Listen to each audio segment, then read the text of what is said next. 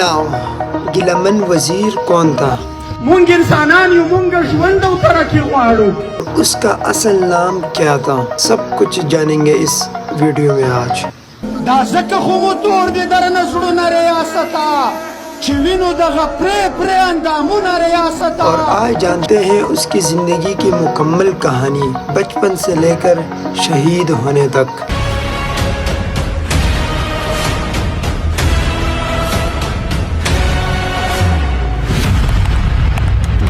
गिलमन वजीर का असल नाम हजरत नईम था और 1 मार्च 1992 को शमाली वजीरिस्तान में ये पैदा हुए और उसका ताल्लुक सादा पश्तून ख़ानदान के कबीले से था. तो बचपन से ही हजरत नईम को पश्तो ज़बान, अदाब और शायरी से दिलचस्पी थी.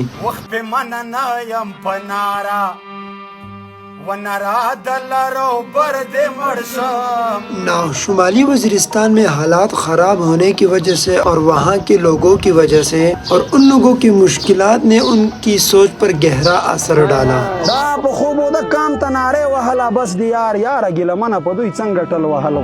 और इसी तरह बचपन में वो अपने इलाके और कबीले के दर्द को बहुत गहराई से देखने लगा और यही एहसासात बाद में उसकी शायरी में नुमायाँ बने. ما د خپل وطن درد په سندرو کې رانغښتی دی. زه د پښتنې خاورې فنکار یم، غدار یم او زه محب الوطن چپړاسي نه یم. شکر دی زه محب الوطن چپړاسي نه یم. شکر دی حق حساب جواب غواړم. غدار یم.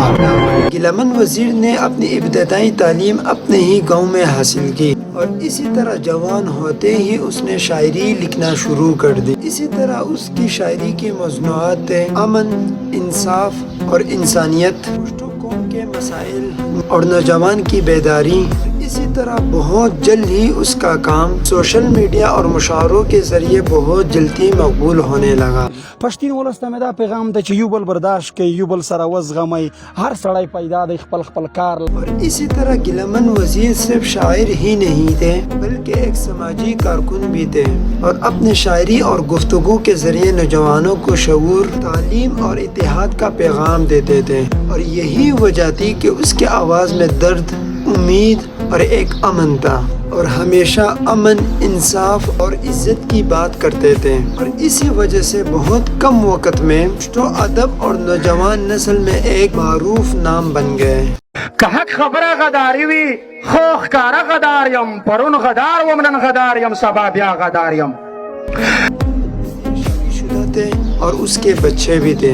اسی طرح وہ اپنے خاندان اور فیملی کو پرائیویٹ رکھتے تھے لیکن اپنے اہل خانہ سے بہت محبت کرتے تھے.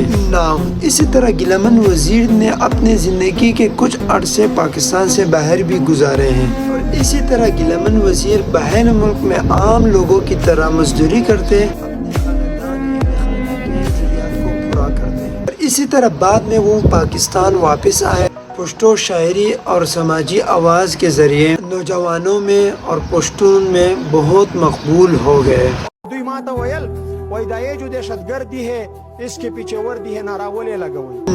जुलाई 2024 में इस्लामाबाद में उन पर एक हमला हुआ. उस हमले में वो शदीद जख्मी हो गए और उसी हालात में अस्पताल ले गया. वो हमला इतना मजबूत था कि उसी हमले की वजह से वो कोमा में चले गए.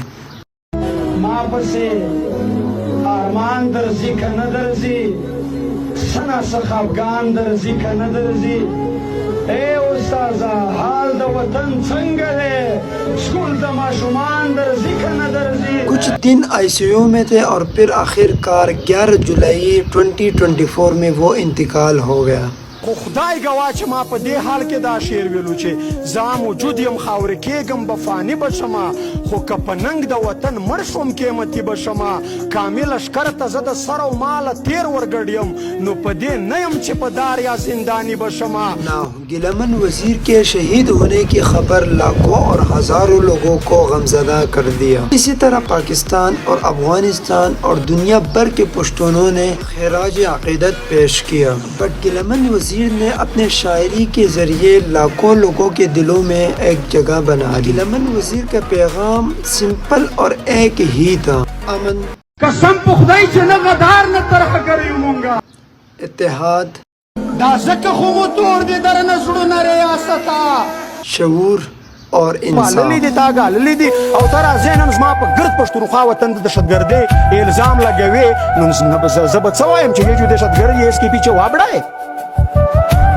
اور اسی طرح آج بھی ان کا نام پشتو آداب اور نوجوانوں کی بیداری کے حوالے سے احترام سے لیا جاتا ہے. اگر ہم پشتون قوم کی تاریخ اٹھا کر دیکھیں بلکہ کسی بھی کاسٹ کی تاریخ اٹھا کر دیکھیں جس نے امن کے لیے آواز اٹھایا گیا تو اس کو اس دنیا سے ہی رخصت کر دیا گیا. اور اسی طرح پشتون قوم میں ایک اور حادثہ مولانا خانزیب صاحب. اس وطن میں اگر قربانیاں کسی نے آزادی کی جنگ میں دی تھی تو یا بنگالی تھے یا وہ پشتون تھی. بڑی معذرت کے ساتھ پنجاب بھائیوں کے ساتھ کوئی تعصب نہیں ہے، نسلی تعصب نہیں ہے ہمارا کسی کے ساتھ. جسے نامعلوم افراد نے گولی مار کر شہید کر دیا. جب جنگ کی ضرورت ہوتی ہے تو پشتون ہیرو یاد آ جاتے ہیں، اور جب اپنے پالیسیوں کے نتیجے میں آپ گھیرے میں آ جاتے ہیں تو پھر کہتے ہیں کہ یہ تو لٹیرے تھے. عجیب انصاف ہے آپ کا. سبسکرائب.